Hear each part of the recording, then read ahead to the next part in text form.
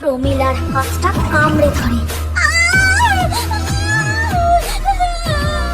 এরপর লক্ষ্মী তেড়ে যায় স্বপনের দিকে, তাকে শিং দিয়ে গুঁতোতে থাকে আর গর্জন করতে থাকে।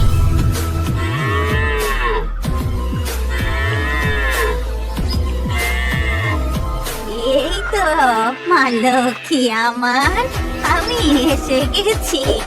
জানি তো তোর খুব খিদে পেয়েছে, তাই তো ভোর ভোর উঠেই তোর জন্য কচি কচি ঘাস আনতে গেছিলুম রে।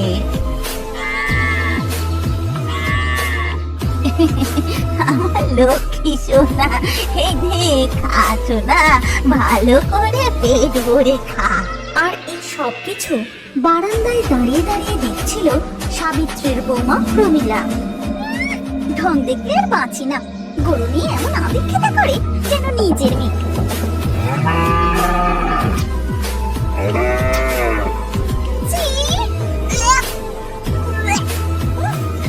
পারা যাচ্ছে না, সারাদিন খানি গরুর হাম্বা হাম্বা করে চিৎকার, তার উপরে গোবরের দুর্গন্ধ।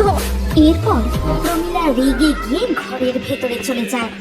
রাতে যখন তার স্বামী স্বপন বাড়ি ফেরে, কই গো গিন্নি, এই দেখো আমি তোমার জন্য কি এনেছি, গরম গরম কাটলেট।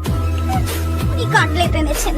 এদিকে গোবরের গন্ধে সারাদিন আমার বমি হচ্ছে, গরুর চিৎকারে মাথা যন্ত্রণা করছে। ওহ, এ তো মহা মুশকিল দেখছি, এর একটা ব্যবস্থা আমাকে নিতেই হবে। দাঁড়াও, আমি এক্ষুনি আসছি। এই কথা বলে স্বপন ঘর থেকে বেরিয়ে যায়, আর সাথে সাথেই প্রমীলা ঠোঙা খুলে পিস কাটলেট খেতে শুরু করে। ওদিকে তখন মা, ঘরে বসে বসে কি করো বলো তো? এই যে বাবা, সে কোন সকালে দুটো ভাত খেয়েছিলুম তো, তাই খিদে পেয়েছে, কটা শুকনো মুড়ি খাচ্ছিলুম। শোনো মা, তুমি কি খাচ্ছ কি না খাচ্ছ তা আমি জানতে আসিনি। আমি জানতে চাই তোমার ওই গরু লক্ষ্মী, তাকে কবে বিদায় করবে? এ তুই কি বলছিস বাবা? ও কি শুধু আমার গরু? ও যে আমার অন্নদাতা। ও আজকে বলেই না দুধ বিক্রি করে সকালে দুটো সেদ্ধ ভাত আর রাতে একটু মুড়ি জোটে। এই কথা শুনে স্বপন প্রচন্ড রেগে গিয়ে মায়ের ঘর থেকে বেরিয়ে পড়ে। তারপর উঠোন দিয়ে যেতে যেতে বলে, মায়ের সাথে কথা বলতে যাওয়াটাও আমার ভুল হয়েছে, আমার বরং উচিত ছিল ওই গরুটাকে শাস্তি দেওয়া। এরপর স্বপন একটা লাঠি তুলে নিয়ে সোজা গোয়াল ঘরে চলে যায়, আর সেখানে পৌঁছে গরুটাকে মারতে শুরু করে।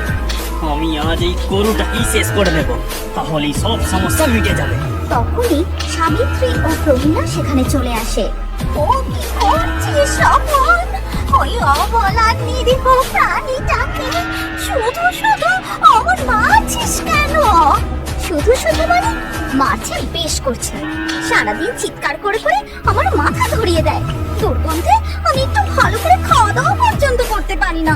হ্যাঁ, আর ওকে মেরে এই সব কিছু ঝামেলা আজ মেটাবো।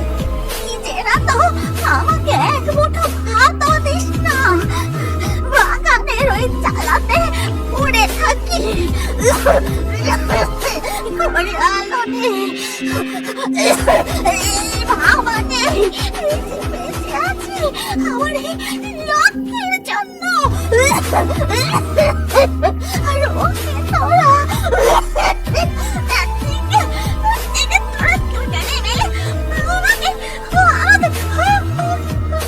এই কথা বলতে বলতে সাবিত্রী কাঁপতে শুরু করে। তার কাশি শুরু হয়, যে কাশি আর থামে না।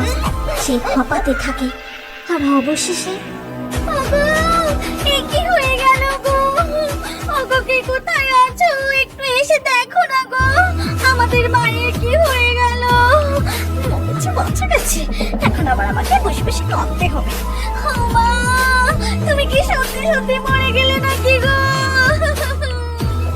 এরপর গ্রামের সকলে মিলে যখন সাবিত্রীর দেহ নিয়ে শ্মশানের উদ্দেশ্যে রওনা দেয়, তখন লক্ষ্মীর দু চোখ বেয়ে জল পড়তে থাকে, আর সে ক্রমাগত ডেকে চলে। বলো হরি, হরি বল, বলো হরি। এই কিছুদিন পর সাবিত্রীর শ্রাদ্ধ শান্তির কাজ মিটে গেলে একদিন প্রমীলা বলে, কি গো শুনছো? বলছি মায়ের শ্রাদ্ধ শান্তির কাজ তো মিটলো, বাড়ির আত্মীয় স্বজনও যে যার বাড়ি ফিরে গেছে, তা এবার গরুটার একটা ব্যবস্থা করো। এই কথা শুনে স্বপন গিয়ে গরুটির গলার দড়ি খুলে দিয়ে তাকে বাড়ি থেকে তাড়িয়ে দেয়। এমনিতেও কয়েকদিন গরুটি ঠিক মতো না খেতে পেয়ে খুবই দুর্বল হয়ে পড়েছিল, তাই সে ক্ষুধায় তৃষ্ণায় এদিক ওদিক ঘুরতে ঘুরতে অবশেষে এসে পৌঁছায় এক ভাগাড়ে।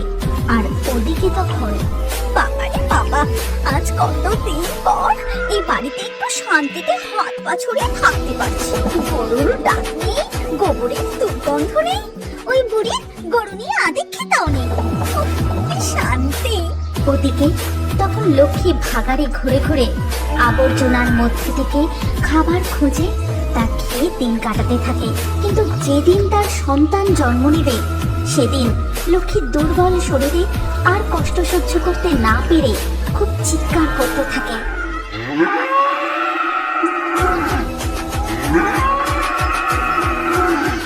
ও কার ডাক শুনছি আমি? ও যে আমার লক্ষ্মীর কথা। ওইখানে এলো কি করে? যাই তো, গিয়ে দেখি একবার। এরপর সাবিত্রীর ভূত সেখানে পৌঁছে দেখে ও মা, যা ভেবেছি তাই, এই যে আমার লক্ষ্মী। এ কি অবস্থা হয়েছে বাছা তোর? তোকে ওরা শেষ পর্যন্ত ঘর ছাড়া করেই ছাড়লো।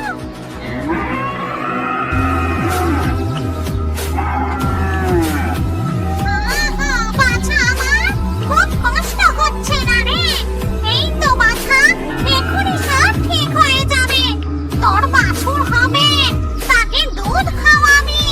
এই সময় লক্ষ্মী একটি সুন্দর ফুটফুটে বাচ্চার জন্ম দেয় এবং তারপরেই সে শেষ নিঃশ্বাস ত্যাগ করে।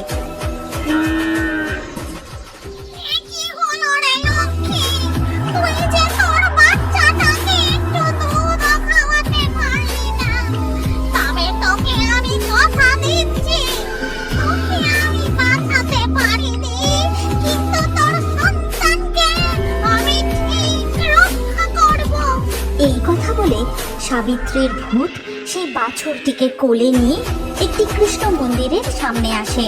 তারপর গাছতলায় বাছুরটিকে রেখে আড়ালে সরে দাঁড়ায়। এ কি এমন সুন্দর ফুটফুটে একটি সদ্যজাত বাছুর এখানে একা শুয়ে রয়েছে? আশেপাশেও তো এর মাকে দেখতে পাচ্ছি না। এরপর পুরোহিত সেই বাছুরটিকে কোলে নিয়ে মন্দিরের সামনে আসে। হে প্রভু, এ নিশ্চয়ই তোমার কোনো লীলা। যাক, তুমি যখন পাঠিয়েছ আমি অবশ্যই এর খুব যত্ন নেব। প্রণাম প্রভু। আমার প্রিয় গরু লক্ষ্মীর বাচ্চাটার তো একটা ব্যবস্থা করো। এবার ব্যবস্থা করতে হবে আমার ছেলে ও বৌমার। ওদের উপযুক্ত শাস্তি আমায় দিতেই হবে। এই কথা বলে সাবিত্রীর ভূত সেখান থেকে ভাগাড়ের দিকে চলে যায় আর সেখানে গিয়ে লক্ষ্মীকে বলে, চল লক্ষ্মী, এবার আমার ছেলে বৌমাকে তাদের উচিত শিক্ষা দিতে হবে। সেদিন সন্ধেবেলা প্রমীলা যখন তার বাপের বাড়ি যাওয়ার জন্য সাজগোজ করতে ব্যস্ত, তখন হঠাৎ করে সে একটা গরুর ডাক শুনতে পায়। কি হলো? গোয়াল ঘরের দিক থেকে একটা গরুর ডাকের আওয়াজ আসছে মনে হচ্ছে না? ইস, ছি, কি গোবরের গন্ধ আসছে। গরুটা তো কবে বিদায় হয়ে গেছে, তাহলে ডাকছে কে? আর গোবরের গন্ধটাই বা আসছে কোথা থেকে? এই কথা বলে প্রমীলা যখন গোয়াল ঘরের কাছে আসে এবং গোয়ালের ভেতরে টর্চের আলো ফেলে, তখন সে দেখতে পায় একটা ভয়ঙ্কর কালো গরু তার দিকে তাকিয়ে দাঁড়িয়ে আছে। রক্তের মতো লাল জলজলে তার দুটো চোখ, চকচক করছে খাড়া দুটো শিং। ক্রমাগত খুঁজছে সেই গরু। ওরে বাবা রে, এই যে আমাদের লক্ষ্মী। কি ভয়ঙ্কর লাগছে ওকে দেখতে, পুরো গোপুতের মতো। আমি এখান থেকে শিগগির পালিয়ে যাই বাবা। কিন্তু প্রমীলা যে মুহূর্তে পিছন ফিরে তাকায় সেই মুহূর্তে দেখে যে তার শাশুড়ি ঠিক তার পিছনে দাঁড়িয়ে রয়েছে। ভয়ঙ্কর রাগে তার চোখ দিয়ে আগুন বেরোচ্ছে, দাঁতগুলো ঠিকরে যেন বেরিয়ে আসতে চাইছে। ও মা গো, ভূত! বাঁচাও, কেউ আছে, বাঁচাও! আমায় ভূতে খেলো গো! এরপর প্রমীলা সেখান থেকে ছুটে নিজের ঘরে চলে যায় এবং কিছুক্ষণ পর স্বপন অফিস থেকে ফিরলে এ কি প্রমিলা, তুমি এই অসময়ে চাদর মুড়ি দিয়ে শুয়ে রয়েছো? ভূত! ভূতের ভয়!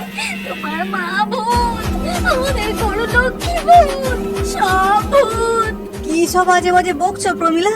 তোমার মাথা ঠিক আছে তো? এরপর প্রমীলা স্বপনকে গোয়াল ঘরে দেখা সমস্ত ঘটনা খুলে বলে আর সবকিছু শুনে কই চলো তো দেখি, কোথায় তুমি ভূত দেখেছো? যত সব আজে বাজে কথা। গরুটাকে তাড়িয়ে ছাড়লো, এখন আবার নতুন ঢং। এই কথা বলে স্বপন প্রমীলাকে নিয়ে গোয়াল ঘরের দিকে যায় এবং সেখানে গিয়ে সে তেমন কিছুই দেখতে পায় না। দেখেছো তো এখানে কিছুই নেই, যত সব তোমার মনের ভুল। সারাদিন খালি টিভিতে বাংলা সিরিয়াল দেখবে আর সংসারে নতুন নতুন অশান্তি পাকাবে। যাই হোক, চলো, তুমি আবার বাপের বাড়ি যাবে, অনেকটা রাত হলো। চলো তাড়াতাড়ি বেরিয়ে পড়ি। এরপর স্বপন বউকে নিয়ে শ্বশুর বাড়ি যাওয়ার জন্য রওনা দেয়। কিছু দূর যাওয়ার পরে যখন তারা ভাগাড়ের রাস্তাটা ধরে তখন হঠাৎ করে একটা গর্জন শুনতে পায়। ও কিসের আওয়াজ? তুমিও কি শুনতে পাচ্ছ? শুধু শুনতে নয় প্রমিলা, আমি দেখতেও পাচ্ছি। আমাদের গরু লক্ষ্মী কি ভয়ঙ্কর চেহারা নিয়ে দাঁড়িয়ে রয়েছে। স্বপনের কথা শেষ হতে না হতেই লক্ষ্মী তাদের আক্রমণ করে। প্রমীলার হাতটা কামড়ে ধরে। এরপর লক্ষ্মী তেড়ে যায় স্বপনের দিকে, তাকে শিং দিয়ে গুঁতোতে থাকে আর গর্জন করতে থাকে। এবার ওকে ছেড়ে দে লক্ষ্মী, যতই হোক ও তো আমার সন্তান, ওর কোনো কষ্ট যে আমি দেখতে পারি না। আমায় ক্ষমা করে দাও মা, বউয়ের কথা মতো চলে আমি তোমার সাথে কত না অন্যায় করেছি, তাও তুমি আমাকে ক্ষমা করেছো। আমার কষ্ট দেখে কষ্ট পাচ্ছ, মাগো আমায় ক্ষমা করে দাও মা। আমাকেও ক্ষমা করে দিন মা, আমিও অনেক অনেক অন্যায় করেছি। এরপর সাবিত্রীর আত্মা ও লক্ষ্মীর গোভূত সেখান থেকে অদৃশ্য হয়ে যায়।